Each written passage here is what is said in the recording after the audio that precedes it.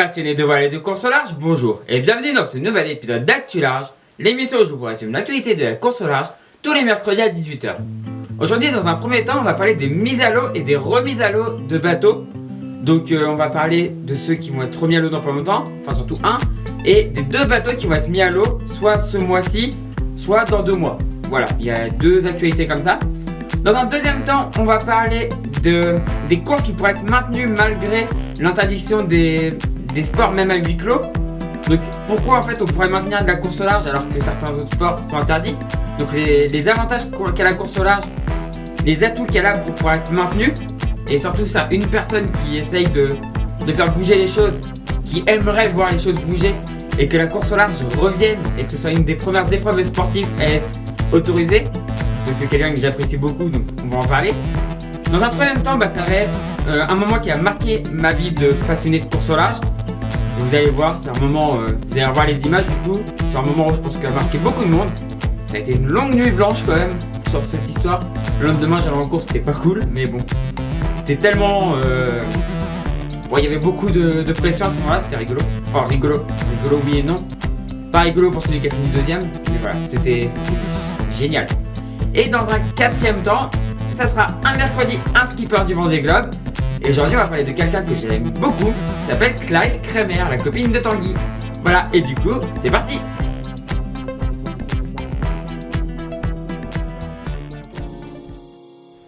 Comme on en parlait la semaine dernière, les chantiers et écuries de course au large reprennent doucement du service, avec une équipe réduite.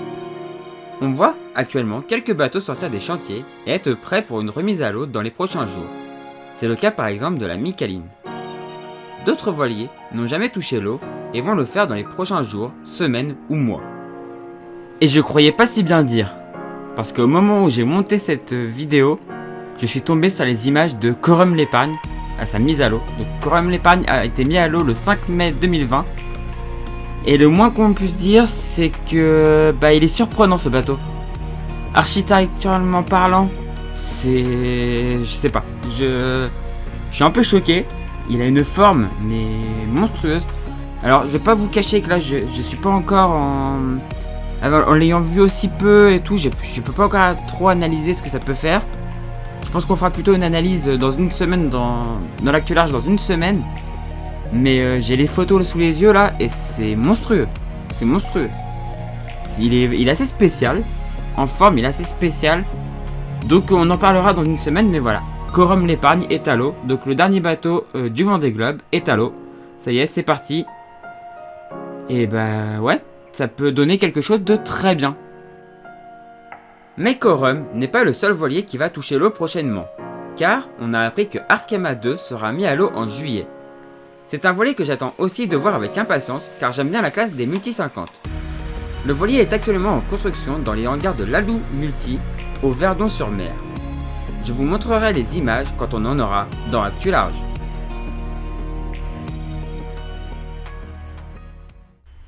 Les annonces du Premier ministre la semaine dernière nous avaient laissé dans le doute. Il faut avouer qu'à l'heure d'aujourd'hui, on n'est pas beaucoup plus avancé. S'il semble certain que les skippers pourront reprendre les entraînements, les courses, elles, sont pas sûres d'avoir lieu. Il y a cependant des points qui pourraient faire que les courses au large auront lieu. Par exemple, quelques députés, enfin surtout un nommé Jimmy Pain, aimerait beaucoup que les courses au large soient les premières compétitions sportives à reprendre, avec notamment la Solitaire du Figaro fin août. Il faut espérer que la course de qualif au Vendée Globe, normalement prévue en juillet, aura lieu. Quelques points pourraient jouer en sa faveur. Les bateaux partiraient par exemple de leur port d'attache, rejoindraient la ligne de départ et rejoindraient directement leur port d'attache après avoir franchi la ligne d'arrivée.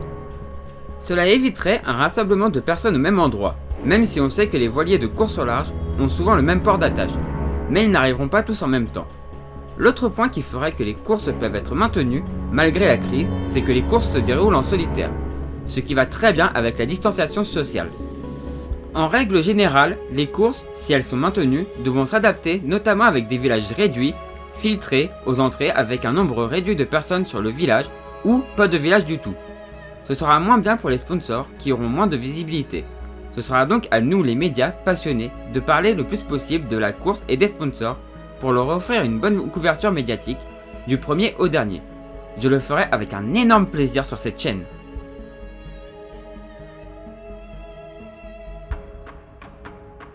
Nous sommes dans la nuit du 10 au 11 novembre 2018. Une nuit où j'ai peu dormi, et pour cause, autour de la Guadeloupe, un moment d'anthologie comme la course au large nous en réserve quelques-uns, est en train de s'écrire. Cette arrivée de Route du Rhum restera dans les annales. Je vous laisse la revivre.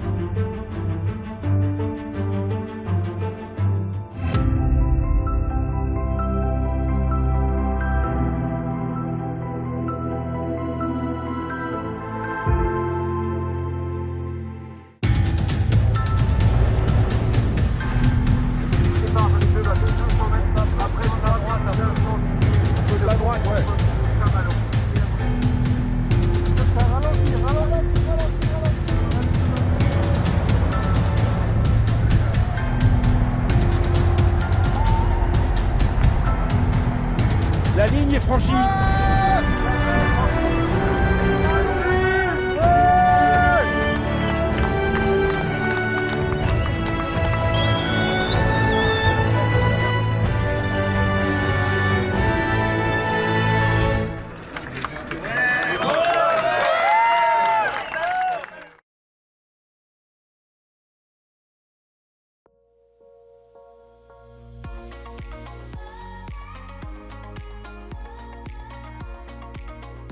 Clarisse est née le 30 décembre 1989 à Paris.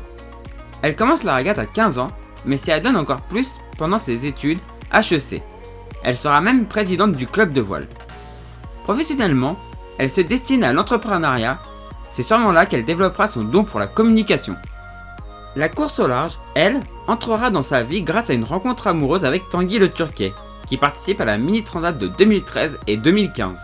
Elle se mettra dans la tête de l'affaire en 2017. Pour cela, elle jouera de ses talents de communication sur les réseaux sociaux avec des vidéos rigolotes et des hashtags pour demander à des partenaires de la soutenir.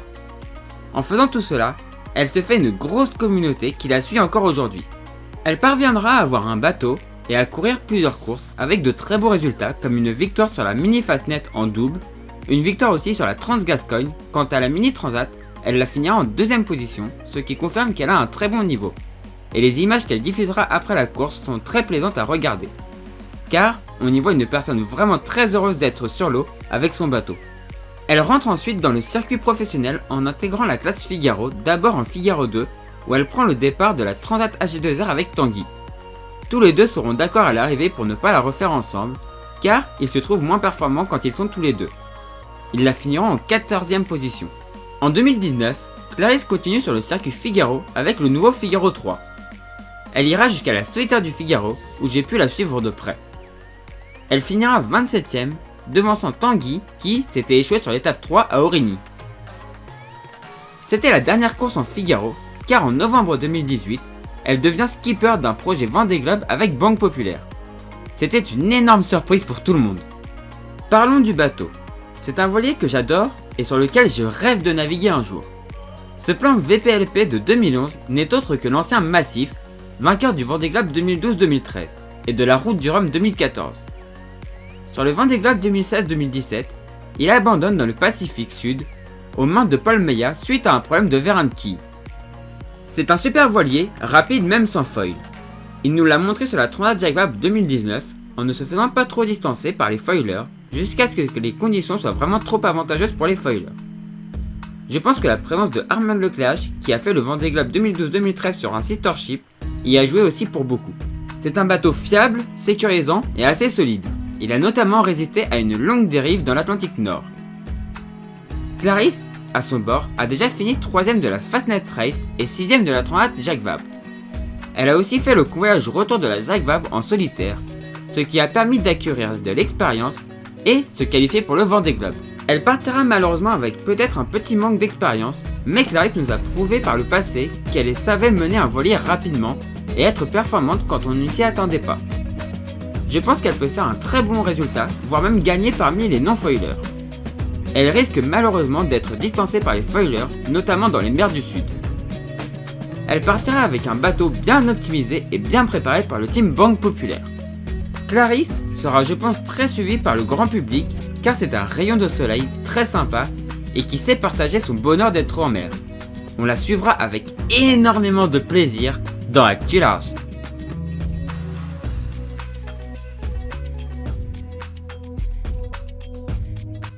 Voilà, j'espère que cette vidéo vous a plu.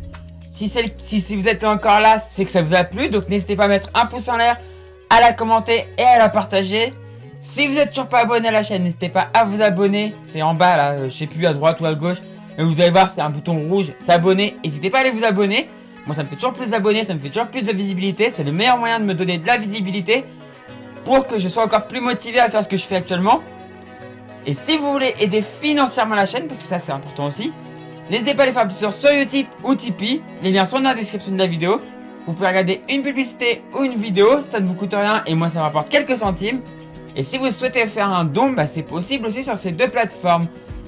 J'ai dans l'idée de mettre en avant, s'il y a des tipeurs ou des gens qui vont sur YouTube faire un don, de les mettre en avant et de les mettre à la fin de la vidéo.